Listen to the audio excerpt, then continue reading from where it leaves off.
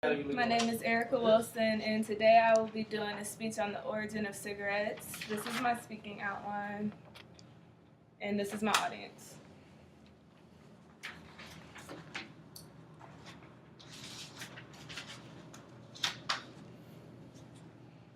The origin of cigarettes. Have you ever noticed the large amount of people who smoke cigarettes at Georgia State alone?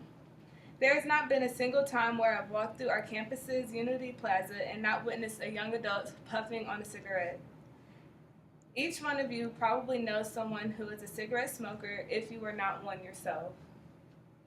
Tobacco smoking can be dated back to 600 to 900 AD and was first used by the Mayans. It is considered one of the most popular habits in the United States. Not only do I know many heavy smokers as well as smokers personally, but I've researched all about the origin of smoking tobacco as well as its evolution into the cigarette.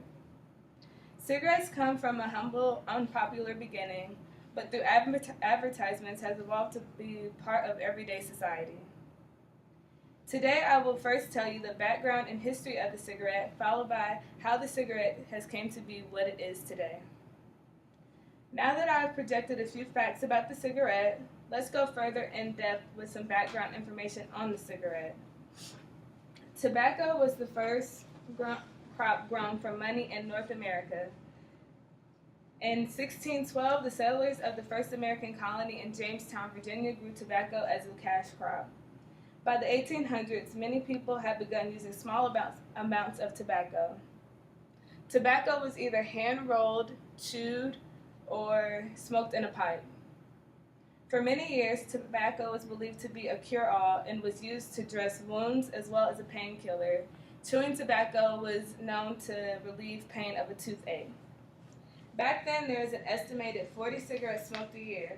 As you can see, the popularity of the cigarette has gained over time. The world's first known rolled cigarette was invented by Henry Thornfield in 1743.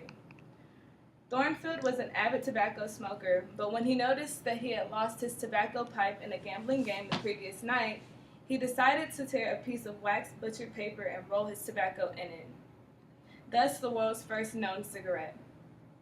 The first commercial cigarettes were made in 1865 by Washington Duke on his 300-acre farm in Raleigh, North Carolina. His hand-rolled cigarettes were sold to soldiers towards the end of the Civil War. Now that I've told you some background information on the cigarette and its history, let's turn to how the cigarette became so widespread and popular amongst Americans. It was not until James Bonsack invented the cigarette machine in 1881 that cigarette smoking became so widespread. Cigarettes have continued to become a normal part of everyday society. Smoking became quite normal around 1945. It was a friendly gesture to offer a child a cigarette if they had not yet begun to smoke. Today, you know that this is something that is not very popular. Today, cigarettes can be purchased at any convenience store, gas station, or even grocery stores across the United States. Smoking or non-smoking when dining out or during a hotel stay are normal questions that our society has adapted to over the years. In recent studies, there is an estimated 45.3 million adults in the United States that smoke cigarettes. Cigarettes became even more widespread when after the first cigarette advertisement in the United States ran in 1789 in a local New York newspaper. Cigarettes are considered one of the most highly advertised products in the United States.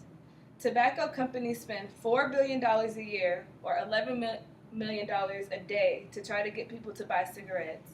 In addition to the advertisements, they spend millions of dollars a year sponsoring art and music events in hopes that people will consider using their products. This is far more than Washington Duke could have imagined when he began to produce his hand-rolled cigarettes to soldiers.